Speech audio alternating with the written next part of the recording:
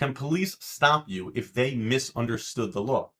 In other words, if an officer is wrong about what's illegal, but thinks that you broke the law, is that stop still valid? Now, this question has gone all the way up to the highest courts. It used to be that New York followed the rule that any stop based on an officer's misunderstanding of the law was automatically illegal. For example, an officer once stopped a driver for failing to signal when leaving a parking lot. The problem? The vehicle traffic law actually doesn't require a signal when turning out of private property, so the court threw the stop out. But then, in a case called Guthrie, the court changed course. Now, a stop is constitutional if the officer's mistake about the law is one that a reasonable officer could make.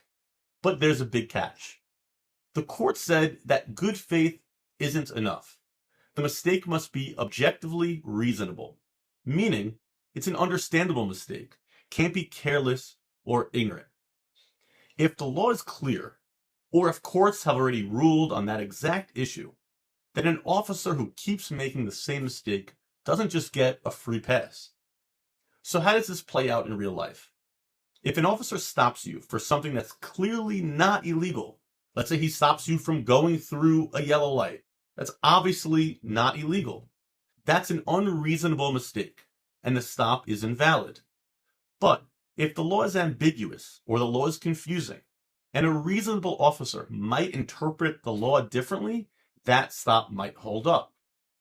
The takeaway is this: police don't get to make up the law, and ignorance of the law isn't a shield for them or for you.